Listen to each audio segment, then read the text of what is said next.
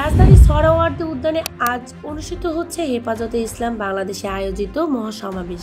এই সমাবেশে দলের 4 দফা দাবি তুলে ধরে ব্যাপক গণ আন্দোলনের ডাক দেওয়া হয়েছে। হেফাজতের আমির আল্লামা শাহ মুহিবুল্লাহ বাবুনগরীর সভাপতিত্বে অনুষ্ঠিত এই সমাবেশে দেশের বিভিন্ন স্থান থেকে বিপুল সংখ্যক নেতাকর্মী অংশগ্রহণ করেছেন।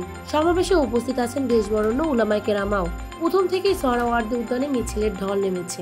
সকাল থেকে শাহবাগ, মতিঝিল, যাত্রাবাড়ি, কলাবাগান সহ রাজধানীর বিভিন্ন এলাকা থেকে শিরিন কণ্ঠে স্লোগান তুলে কর্মীরা সমাবেশে যোগদান করেছেন। সোহরাওয়ার্দী উদ্যানে প্রবেশের জন্য মিছিল নিয়ে সেখানে হাজির হন ঢাকা, চট্টগ্রাম সহ দেশের বিভিন্ন জেলার নেতাকর্মীরা। সমাবেশটি দুপুর 1টা পর্যন্ত চলবে। হেফাজতের 4 দফা দাবি: 1. নারী বিষয়ক সংস্কার কমিশন ও তার প্রতিবেদন বাতিল করা। 2. সংবিধানে আল্লাহর উপর পূর্ণ আস্থা ও বিশ্বাস বহাল করা। 3. হেফাজত নেতাকর্মীদের বিরুদ্ধে দায়ের হওয়া সব মামলা প্রত্যাহার এবং শাপলা চত্বর সহ গণহত্যার বিচার। 4. ফিলিস্তিন ও ভারতের মুসলিম নিপীড়ন বন্ধে সরকারকে সক্রিয় ভূমিকা নিতে হবে। সমাবেশে হেফাজতের নেতারা বলেন, আমরা জাতির স্বার্থে এই দাবি তুলে ধরে সরকারের কাছে ন্যায় বিচারের জন্য দাবি জানাচ্ছি।